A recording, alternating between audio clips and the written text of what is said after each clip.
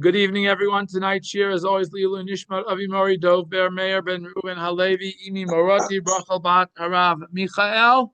And this Shabbos, which interestingly enough is the day after Chag, and in Chutz La'aretz is still Chag, but we are going to be reading this Shabbos parshat Naso, which has the privilege of being the longest parsha in the Torah that we read. And it's usually read right after Shavuot, as we are getting into, at least in the northern hemisphere, most of the longest Shabbatot of the year and the longer parashot of the year. Now, if I were to ask you if I were to explain to you why it's so long, because there's a lot of different topics that are discussed, and yet each one of them somehow relates to the concept of shalom, of trying to establish a unity amongst Am Yisrael, which is one of the key components of, I think, Shavuot, is when we accept the Torah, is the concept of the unity of Am Yisrael, and that I think really is the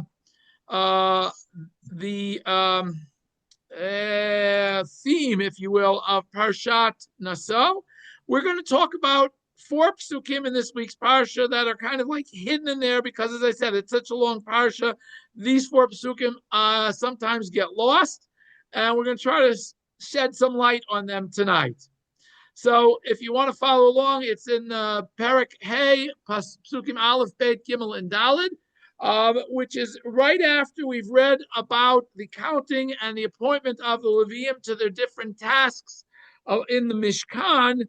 We now have this short parsha that gives us a little more insight into how the camps are going to be arranged and who is going to be included, who is excluded from the camp. So let's first read the psukim, and then we'll try to understand what it is they're trying to teach us. By the Hashem Hashem tells Moshe the following: Tzav et bnei Yisrael, command Am Yisrael, vishalchu min hamachaneh, and they must send out of the machaneh, of the camp, kol tzarua, anybody who has tzaraat, the chol zav, anybody who has zav, the chol tamei nefesh, and anybody who has come in contact with a corpse or any portion thereof, larger than basically a kazayit. So any of these three groups are to be excluded from some portion of the camp of Am Yisrael. Mizachar and Nekeva tishalechu, from male and female, you shall send them out. El michutz lamachaneh tishalchum, they must again be sent outside the camp, not just to the edge of the camp, but beyond the edge of the camp. V'lo yitamu et machanehem, the entire purpose for them being sent out is so that the camp should not become ritually impure, tamei. Asher anichu shochem b'tocham, that Hashem is resting among His presence among us. We must be in a state of tahorah. We must be in a state of ritual preparedness if we want to greet the Shekhinah. And that, I think, really is the primary lesson here. Second, in Pasuk Dal, we are told, "Vayasu chen b'nei Yisrael." All of Am Yisrael did this. Vayishalchu otam. They sent them out el michutz lamachaneh, outside of the camp. Kasher diber Hashem el Moshe, as Hashem spoke to Moshe, ken asu b'nei Yisrael. That's what Am Yisrael did. Now, I want to just point out before we go further that we have this word hamachaneh appears numerous times. Once here. Twice here lamachaneh, and three times here michutz lamachaneh. So we have three different references to machaneh, to the word camp, and the Gemara is going to expound based on that some interesting things. I'm just pointing it out now. Again, as I pointed out already, clearly Hashem spells out the reason for this. It's lo yitamu et machanehem. They should not make this machaneh, this area where they are camped, impure. And the reason for that is Asher ani shochein b'tocham. Hashem is resting His presence in the midst of Am Yisrael, in the midst of this camp, and therefore certain types of tumah have to be removed from the camp. Okay, having pointed those out, let's go and see how the Parshanim address them. So first we start as usual with Rashi. Rashi first tells us what the date for this camp this mitzvah is, and he says very simply, Parsha zu nemra b'yom shukam hamishkan. This is one of the mitzvot that Hashem gives to Moshe on the day that the Mishkan is established, which is first day of Nisan, the year after they leave Egypt, 2449 from creation. And Rashi just finishes by quoting Gemara in Gittin that says, Shmona parashot nemer bo bayom kidisa masachet Gittin parak hanizakin. The Gemara there lists 8 different mitzvot that Moshe is given on this day. There are other Gemaras that tell us other things about this day, but this specific Gemara in Gittin talks about 8 specific type of mitzvah parashot that are given, that are taught on that day. Okay, they're supposed to send from the machaneh. Now, firstly, as I said, the word machaneh appears 3 times, as we said. So Rashi, again, quoting the Gemara in Pesachim, which we're going to hopefully bring down in its entirety a little bit later. Shalosh machanot hayusham. There were 3 different camps. B'sha'at chaniyatan. At the time Am Yisrael camped in the desert, at each point that they camped, they were camped in 3 different configurations, or 3 different groupings. Firstly, the first is Tocha Kla'im Machaneh Shechina. Inside the curtains of the Mishkan had, remember, an inner area that was boards, that was gold-plated boards, an outer area that was delineated by curtains. Anywhere inside those curtains is called Machaneh Shechina, is called the camp of the presence of HaKadosh Baruch Hu. Around that were camped the Leviim, as we read all this in last week's parsha. Chaniyat HaLeviim, the fact that the Leviim were camped around the Mishkan on either side, on any side. There were 4. Obviously, the Mishkan is rectangular. There were 4 different sides. On 3 of those 4 sides was one of the 3 families of Levi. On the 4th side were the Kohanim and Moshe Rabbeinu. So that's called Machaneh Liviyah, the Machaneh of Camp of Leviim. Umisham v'yatzof machaneh hadigalim l'chol arba ruchot hi machaneh Yisrael. And outside of those boundaries of the Leviim, on each of the 4 sides were camped 3 of the Shvatim, and that entire area is called Machaneh Yisrael. From the end of the camp of Leviim till the end of the camp is called Machaneh Yisrael. Hatzarua nishtala chutz lechulam. Somebody who had tzarat had to leave all 3 of these camps.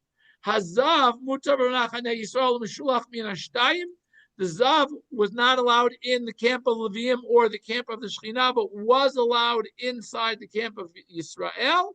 The tamei lanefesh, and somebody who was tamei because they came in contact with a dead body or their portion thereof, mutar af b'shel Leviyah, was allowed to be in Machaneh Yisrael or Machaneh Leviyah.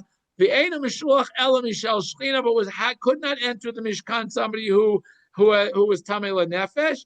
V'chol zeh Darsh Rabbeinu Minyak wrote Mesachet Pesachim, and the Gemara in Pesachim goes into how these 3 different levels of Tuma are derived from the Pesukim, which I hope Hashem will get to in a little bit. Okay, Rashbam. Rashbam again says the same thing like Rashi. He says La'achar shenisteru. The nikbu seder hamachanot v'chaniyatan hutzvach lomer shiluach t'mei yamin hamachanot. Now Rashbam seems to disagree slightly with Rashi, because if we go back to last week's portion, we know that the camps were not set up until the 1st of Iyar, first day of the 2nd month, because that's when the census took place, and it's after the census that Hashem gives Moshe the command that all of Am Yisrael is to camp around the Mishkan in this specific configuration. So Rashbam seems to be saying that since the camps were now set up, which we read about in Parshat Bamidbar, now we have to send all those people of Tameh outside of those camps as we get this mitzvah. So Rashi seems to say, and quoting the Gemara in Pesachim, that it happens on the first day of Nisan. Rashbam seems to say that even though perhaps the mitzvah was taught on the 1st of Nisan, but he says that the mitzvah does not come into practice until the first day of Iyar when the camps are set up. Ramban similarly, again, kind of doesn't really pick a date, but he says, Achar she'kimet hamishkan. Ramban seems to be agreeing with Rashi, saying that after the Mishkan has already been put up, once the Mishkan is put up, Siva b'shiluach hatamei min hamachaneh. Once the Mishkan is functional, which happens, as I said, or as we said, on the 1st of Nisan, once that's functional, all of the people who are tamei have to be sent out of the camp. Sheyihyeh machaneh kadosh, in order for the camp to be sanctified, v'ra'oi shetishrah bo shechina, and suitable for Hashem to rest His presence. So clearly, Ramban seems to be going with, as I said, with Rashi that says, Nisan, the camp Mishkan is set up. We already have to have the Tameim removed from, at least from Machaneh Shechina. V'hi mitzvah, now this is the thing Ramban adds, is v'hi mitzvah noheget miyad ulidorot. This mitzvah is a mitzvah that applies not only immediately at that point in time once it's given, but also lidorot, for all generations. And that today is why, well, we don't generally, when we go up to Har, if people who are, there are many Rabbanim who say you shouldn't go up to Har Bayit at all, because you don't know what level of Tama you're at, and you may enter the wrong area.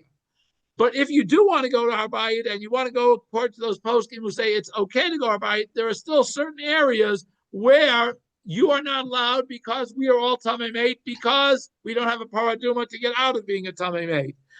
So therefore, there are certain areas on Har Bayit that the kedusha of these psukim still applies, and we have to be one who goes up, make sure you only go with somebody who knows their way around and knows those specific areas that you should not be traversing.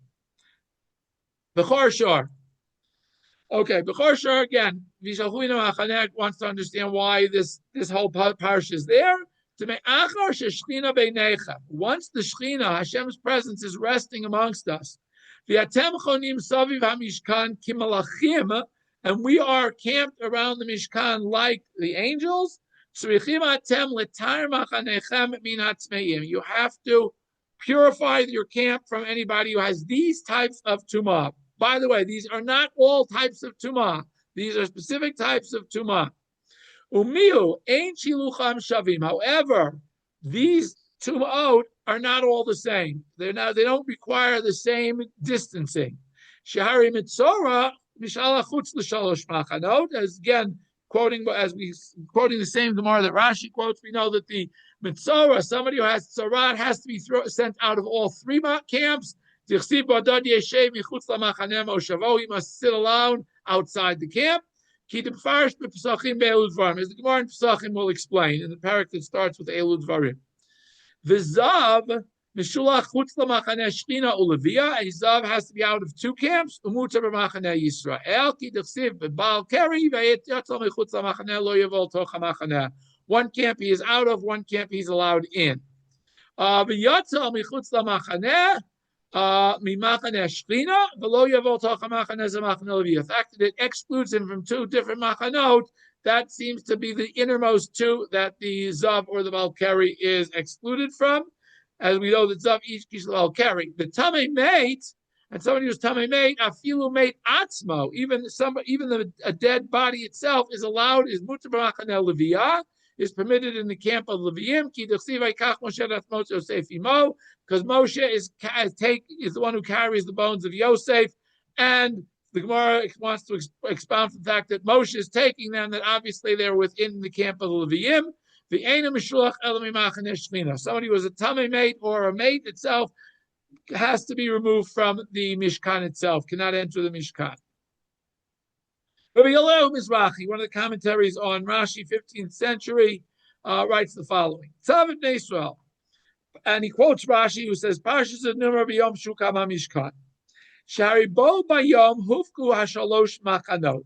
Now, unlike the Rashbam, who wants to say that it was only when we set up the Machanot a month later, Rabbi Yoel Mizrahi, he wants to say that on the day the Mishkan is established, they already set up three sets of camps. Me'aklalim lifnim machaneh shchina, me'aklalim v'lachutz ad machanot chaniat haLeviyim saviv laMishkan machaneh leviyah, u'misham lachutz machaneh Yisrael. So we have the same arrangement of three camps. But again, if we go back, Rashbam's question, or at least implied question, seems to be: wait a minute. before the camps are set up, we only had one camp, the Mishkan itself. We don't have a Machane Leviah and a Machane Yisrael. So how can they be sent out of the appropriate camps? So Eliyahu Mizbachi wants to say the following. The Aval Pishlo Nechliku at the Galim V'chaniyatan V'chaniyat Halviyim Saviv LaMishkan at Rosh Chodesh Iyar Shabo Nimnu Hashvatim. It's only on Rosh Chodesh Iyar when all the Shvatim are counted and separated and told each one where they're going to camp. Doesn't happen for another month. So how is it possible? Again, he's asking the same question. How is it possible that we had a Machane Levi and a Machane Yisrael? Ein svara lomar she'ol moed. He says it doesn't make sense to say that when the Oel Moed is set up, Shukam Rosh Chodesh Nisan, which is on Rosh Chodesh Nisan, Haya Bi'erbuvia would have been in a state of confusion at Rosh Chodesh Iyar, Shebo Nimnu Hashvatim and Echluch Galim. Seems very, very strange to Mizrahi to say that, hey, everybody was just floating around. There was the Mishkan and everything else was just Hefker. It was like free, whatever you want it to be. Says that doesn't make sense. Ella, what must have happened, that when they set up the Mishkan, they immediately established three, concentric rectangles. One, the inside being the Mishkan, the middle one would have been Levium, and the outer one would have been the rest of Am Yisrael. And that's what he says. Now, the Machane Shechina, once the Mishkan is set, clearly exists, because the Mishkan being set up delineates what is called Machane Shechina, which is the Mishkan itself. Umachane Leviya saviv laMishkan, umachane Yisrael saviv haLeviim. Ella, what's the difference between Rosh Chodesh Nisan and Rosh Chodesh Iyar? She'kol hashvatim bi'erbuvia. That each among the area that was set up for Am Yisrael, anybody could live at any point. It wasn't that each tribe had a set point yet at the month of Nisan. Uberosh Chodesh Iyar nivdal kol shevet v'shevet li'atzmo v'limekomo. After Rosh Chodesh Iyar, every shevet was given its territory around the Mishkan to camp. So before that, anybody could camp anywhere they wanted in the outer ring, and any of the Levium could camp anywhere in the inner ring, and then there was the Mishkan. However, once Iyar came, everybody was given a place. So Rosh Chodesh Nisan miyad sheufku hashalosh machanot, and since Rosh Chodesh Nisan was when the three sets of camps were set up, even though everybody within each of the camps wasn't assigned their place yet, nonetheless, they already had to send those who were tamei out of the appropriate camps. And the proof, he says, that I know that they were sent out of camp because we're going to find that there were people who were tamei when Pesach came around on the 14th of Nisan, and they had to ask who was going to bring the Korban Pesach for them. Since they have to be outside of the different camps, how are they going to be able to bring a Korban Pesach if they're going to be tahor that night to eat it, but somebody has to be able to bring it on their behalf? Okay, so again, very simply, that even though the absolute place within each camp wasn't yet divided among the Shvatim or among the families of Levi, Mizrahi wants to say that the Machane Leviah was set, the Machane of Am Yisrael was set so that they could send everybody outside of the appropriate camp to the place they needed to be. Okay, now we're going to go through the Gemara in Pesachim that derives how we get these three camps from this thing. But it starts with the following statement. Amar Rav Chisda. Rav Chisda says the following. Mitzorah shenichnas lifnim mechitzatau patur. If a mitzorah enters within a camp that he's not supposed to be in, nonetheless, he is patur. He does not have to breathe. There is no penalty. There's no punishment. He has not transgressed, per se, a negative commandment because he's only transgressed a positive. Shenever badad yeshev. It says he must sit alone. Michutz lamachaneh moshavo. Outside the camp is his resting place. So badad yeshev means levado yeshev. Badad means alone.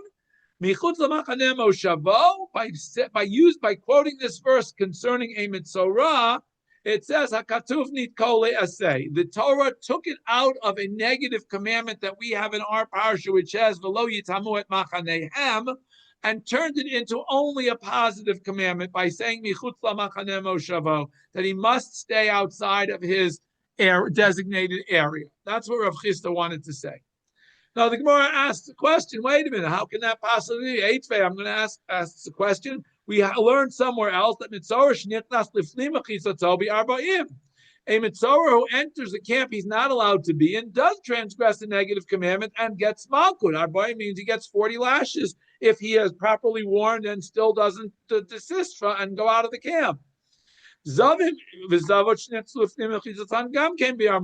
anybody who is tamei who goes into an area he's not supposed to be in, it's a negative commandment, and they have transgressed the negative commandment that carries the punishment of malchus. The tamei mate mutar likanes l'machaneh leviyah. He says the tamei mate is allowed to be in machaneh leviyah. So there's theoretically the only machaneh that tamei mate is not allowed to enter is the machaneh shechina, which carries a different penalty of karet for somebody who's tamei who enters. Below tamei mate bilvad amru, and not only is a tamei mate allowed to enter the camp of the Levium, el afilu mate atzmo, even a mate itself is allowed to be in the camp of the Levium. And how do I know that? Shenemar, as the pasuk says, Vayikach Moshe atzmot Yosef imo. Moshe took the bones of Yosef with him. And with him, imo means to teach us. Why does it say? Because it just said Moshe took the bones of Yosef. Why does it add the word imo with him? To teach us imo b'machitzato. That not only did Moshe take them as they were leaving Egypt, but Moshe kept them in his vicinity, in his proximity, the entire time they're in the desert. So the question is a Mitzorah who enters inappropriately into the camp, is he transgressed a negative commandment or only a positive commandment? The Gemara answers, Tanai, you're right, it's a machloket Tanaim. It's a difference of opinion between two Tanaim. To Tanya, because we learned in a different Braita. We just talked to one. Badad Yeshev, Levado Yeshev. Shelo Yehu Tameim Acherim Yoshvim Imo. This pasuk of Badad Yeshev, that he must stay alone, comes to teach us that nobody else, even other people who have different types of tum'ah, can stay with him. I might have thought, if I didn't have this, if I don't understood the psukim that they're all supposed to leave all three camps, I might have thought that Zavim and Tmei Meitzim all should be in the same camp. First, I know from this pasuk of Badad Yeshev, that teaches me that Mitzoraim have to be where nobody else is. But I might have still thought that Zavim and Tmei Meitzim are also have to be in the same camp. Talmud Lomar v'lo yitamu et machanehem. The verse says they should not make impure their camps. Litein machaneh lezeh u'machaneh lezeh. Each one has its own camp. So the Tamei Mate has one camp, the Zav has another, and the Mitzorah has a third. These are the words Divrei Rabbi Yehuda. That's Rabbi Yehuda's opinion. Rabbi Shimon Omer, Rabbi Shimon says, Eino tzarech, I don't need all of these psukim that you taught to teach this. I can learn somewhere else. Hareyu Omer, it says, V'shalchu min hamachaneh, it says they send from the camp, Kol tzarua, anybody who has tzarat, V'chol zav, anybody who has a zav, V'chol tamei lanefesh, anybody who is tamei lanefesh. Yomar tamei lanefesh, V'al yomar tamei zav. If the Tamei Lenefesh and Zav have to be in the same camp, I don't need it to tell me about a Zav. It should just tell me a Tamei Lenefesh, which is a lower degree of Tum'ah, and I would automatically know. If a Tamei Mate is sent out of the camp of the Shekhinah, then obviously a Zav is. So why do I need the pasuk to tell me Zav if I would have already been able to derive it from a Kal V'chomer, from a Tamei Mate? Lama Nemar Zav, so why does it have to add the word Zav? Litein lo machaneh shniya, to tell it that it has a second camp that it must be excluded from. The Yomar Zav, Yal Yomar Mitzorah. So, okay, if that's the case, why does it say Zav? I should let it say teach Zav, because machaneh, Tamei Mate is one camp, Zav is another, but it doesn't have to say Mitzorah. And I would know, Omer, and I would know, Zavim Mishtalchim, if Zavim have to be sent out of the camp, Mitzorim lo koshken. Clearly, Mitzorim would also have to be sent out, because they are, again, a higher degree of Tumah than a Zav. So, Lama Nemar Mitzorah, so why does this same pasuk say, Vishalchu min ha'machaneh kol tzarua v'chol zav v'chol tamei lenefesh? Litain lo machaneh shlishi, that it has to have a third camp that it's excluded from. Kishu Amar Badad Yeshev, but the purpose of the pasuk of Badad Yeshev is Hakazav Nitko essay to teach me that it is not, it doesn't transgress a negative commandment by being outside of his area, but he only transgresses a positive commandment. So again, we see that both seem to agree on what halacha is. There seems to be, though, a difference of opinion as to how that halacha is derived, and that difference of opinion and how the halacha is derived will determine whether this Badad Yeshev is to teach us that it's not a negative command, it's only a positive command, or it's to teach me that the Mitzorah has to be in his own camp, out of the camp, and therefore there is a negative commandment for somebody who has Tzorat to enter the camp. By the way, Lidora, once we get into Eretz Yisrael, that's why we find Mitzoraim are excluded from any walled city. Not just from Yerushalayim, but from any walled city, Mitzoraim are excluded. And if you remember the Haftorah that we read in the chapter 6 or 7 of Malachim Bet, tells us about these Mitzoraim who were living outside the city, and that's why they were living outside the city, because it was a walled city that they, as Mitzoraim, were not allowed in. Okay, the Orach Chaim HaKadosh. The Orach Chaim HaKadosh wants to understand why these 4 psukim are here seemingly in the middle of, plopped in the middle of nowhere. Tam Ibnei Yisrael Yishalchu. Tam Smichut Parsha Zul Shefanel. Why is this here immediately after we've read about the role of the Leviim in assembling and disassembling and carrying the camp? We know that the Leviim, even though they are charged with carrying the Mishkan, they have to be very, very careful as they approach it. We read at the end of Parshat Bamidbar about the job of the Kahatim and how the Bnei Aharon had to cover up everything before the Bnei Gad came in to carry everything. Now,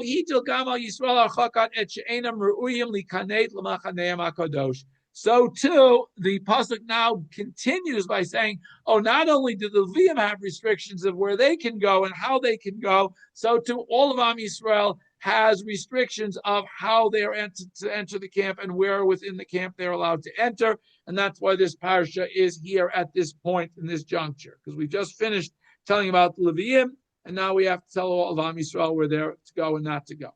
Klei Hakar. Klei Hakar says the following: Yishalchu min ha'machaneh achar shesider kol shalosh machanot ish al diglo. Now that we have set up the camp and everybody has their appointed place upon the flag of their tribe, al kain hiskir miyad, it now immediately mentions seder kedushat shalosh machanot elu. Each of these 3 camps has a degree of kedusha that is different than the others. Ki hatzarua mishulach mishloshtam. Somebody who has tzarat cannot enter any of these 3 camps. Vazav chutz lishnayim. A zav is allowed to enter Machaneh Yisrael, but not the other 2. The tamei lenefesh chutz l'Machaneh Shechina, and the tamei lenefesh is allowed to enter 2 of the 3 camps, but not the 3rd camp, the Machaneh Shechina.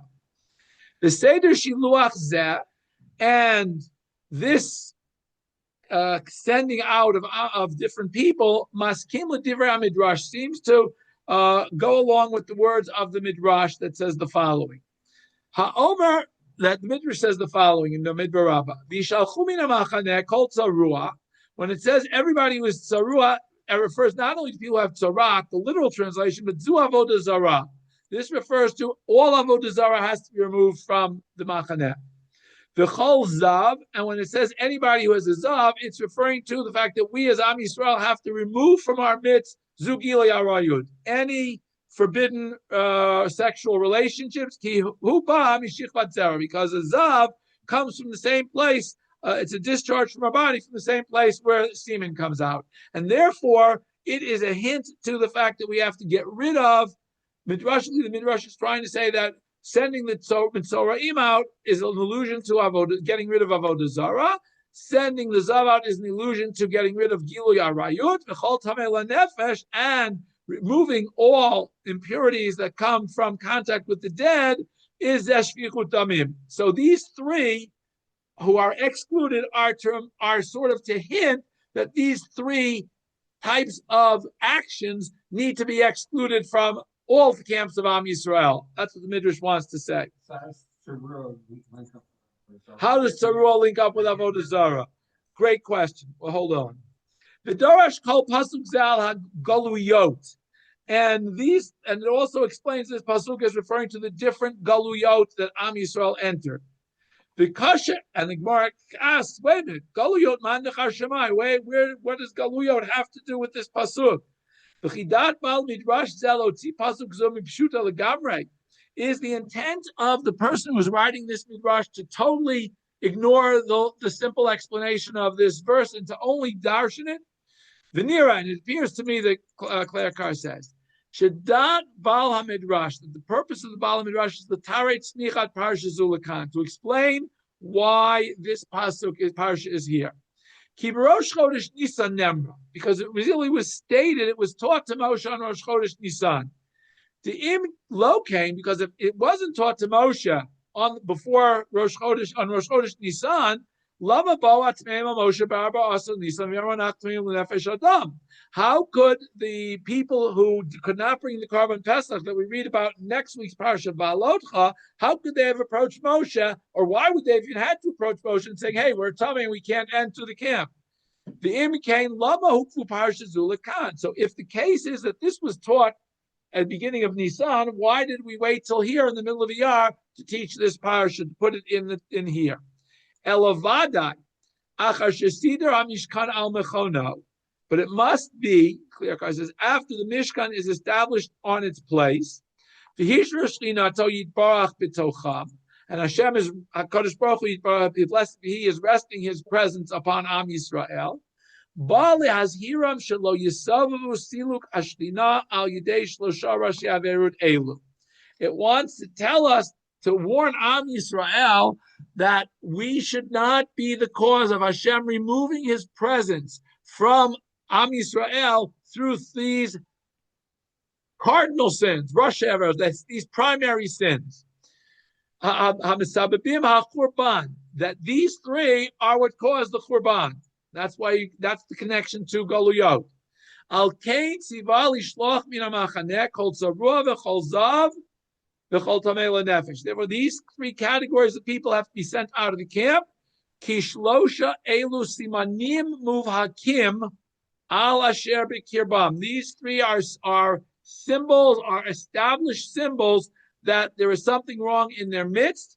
Oh, shemet minut shel avodah zara nisrikubo.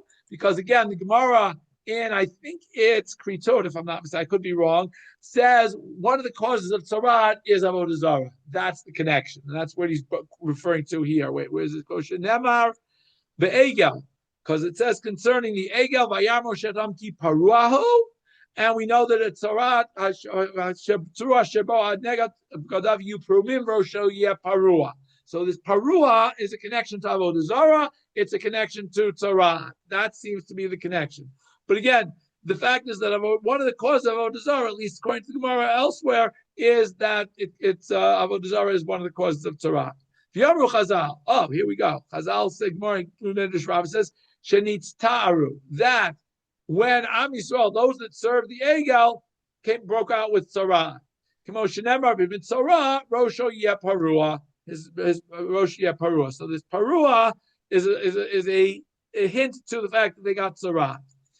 The al-avon zeh, and for this sin of these three sins, necharav bayit harishon v'sheni, both Batei Mikdash were destroyed. Ki af al pi shelo avdu avodah zarah b'bayit sheni, even though they didn't. There seems to have been a lack of avodah zarah in bayit sheni. We know that bayit rishon it was rampant if we study the book of Malachim, but in bayit sheni it seems that avodah zarah had disappeared. Mikol makom haya b'hem chet sinat chinam v'loshon hara sheshaku kavodah zarah. The two sins of lashon hara and sinat chinam are equal to avodah zarah, and actually, according to one Gemara, those two are equal to avodah zarah, gilar and shlichut damim all put together. So, Kimo Shlamdu Chazal, Min asher lamru lil shonenu nagbir sfatenu ratanu miyadun sal. Pasuk in Tehillim that basically tells us that what shamasaper lashon hara, somebody who speaks lashon hara chashuv kekofer beikar. It's as if he denies the existence of Hakadosh Baruch Hu. He's denied everything. The tam shiluach hamitzorah chush l'sholosh machanot. Why is the mitzorah who spoke in lashon hara sent out of all three camps? L'rachek shemetz avodah zarah mishlosh tam, to make sure that there is no even hint of avodah zarah in any of the three camps. V'im bi'avon lashon hara, and if the reason he got tzara'at was because of lashon hara, tzarich liot badat moshavo, he has to be all alone. Why? Because now he can't talk to anybody. Kishem shehivdil bein ish lachavero. Also, why is there punishment of being in, quote, all alone, not in solitary confinement, because you're out in the middle of nowhere, you're not in a cell anywhere, you're just outside the city all alone. The reason you have to be all alone because your lashon hara causes people to separate from one another, causes friendships to break up. And if he wouldn't be outside all three camps, so he has to be outside of all three camps so that he should be all alone. And anybody who is a zav, kiziva shalo who owes al shu parutz barayot. The fact that he has a zav is a sign already, is a hint that he is not, that he is very, very sexually promiscuous. The alkain who bali de Sivan, that's why he has discharges. The shilucha chutz lamachanesh shechino hakdusha, and therefore he has to be sent from outside of the machanesh shechina, v'chutz lamachaneh leviyah. Sheyesh b'hem gan kain kedusha, and the Levim also have a level of kedusha that he has to be sent out of. The chol makom kedusha enu sovel davar erva. Any place of holiness cannot tolerate any inappropriate sexual behavior. Lafuke machane Yisrael, which excludes the camp of Am Yisrael, she'ein bo kol davar kol kach kedusha. It doesn't have that same level of kedusha that Machaneh Leviyah has, and therefore Azav is allowed to be there. Now, the Chol Tamei Nefesh, somebody who's only Tamei Nefesh, Kizem Mora Gam Al Kain Al Ruach Oim Asher Bikirbo. There's a ruach of those who are mistaken. She'eno makbidli Tamei B'Nefesh Adam. And if he's somebody who's not careful concerning getting Tamei because their contact with the corpse is almost a hint, is allusion to it means that he's also lax in caring for other people, and he might ultimately come to kill somebody, which again directly affects HaKadosh Baruch Hu, because Adam, anybody who sheds blood is pogea, is causing a blemish in this Tselem Elokim, in somebody who is created in the image of HaKadosh Baruch Hu, which is pogea in the kavod of HaKadosh Baruch Hu. Al kain roish yitzchak yitrachek mimachanesh china ki pogem kavod hashtina. Because by being pogem, by being causing a blemish in somebody who had it Tselem Elokim, he is also causing a blemish in HaKadosh Baruch Hu himself, and therefore he has to leave. He has to be distanced from Machaneh Shechina. Ulafisha shlosha elu. And since these three sins, Garmu HaChurban V'Siluk HaShechina, caused the Churban of the Beit HaMikdash and Hashem withdrawing His presence from Am Yisrael. Al Kain, therefore, Tziva L'Rachem Min HaMachaneh. Hashem wants Moshe, tells Moshe that these should be distanced from the camp. Shelo Yitamu Et Machanehem, to not cause impurity in the camp. Ki b'makom shehema mitzuyim, because in the place where these three types of people are found, HaKadosh Baruch Hu marachik shechinato misham. Hashem distances His presence from there. Ki hamakom tamei tamei yikra, because the place is called tamei. Remez l'davar tet min tamei. Each of these has a remez. Remez l'shlichut damin hanolad l'tet chodashim. The tet of the letter tamei hints at bloodshed that occurs in people who are born after 9 months, because tet, the numerical equivalent of tet is 9. Kimitam zel yor miklat sheish. Therefore, there are 6 cities of refuge, but not just 6. Hakol ben hakol tet lo yoter minatam shenit bayer. In reality, he says that the letter Taf symbolizes symbolizes tuma of death, which is hints at death itself, and that's why there are 6. And ultimately, there will be Latit level. There will be 9 cities of refuge because 9 is the gematria of Tav. Mem min tameh, the mem from the letter tameh, the letter mem, remez legiloi ayarayot, that hints at illicit sex. Shekain hayu me'am abul abarim yom al shitrichu liot somla tzur tzurat mamzerim be'arbarim yimei yitzirat havlad. 40 alludes to illicit sex because the flood lasted for 40 days, because they created mamzerim, and the mamzerim are created in the process of 40 days, because we know that the first 40 days from conception is when the fetus begins to take shape. That's the letter mem. Aleph means tameh. The letter aleph from the tameh is remez lavodah zara, is a hint to avodah zara. Hanogea bi'achdut Hashem yisbarach haramuz ba'aleph.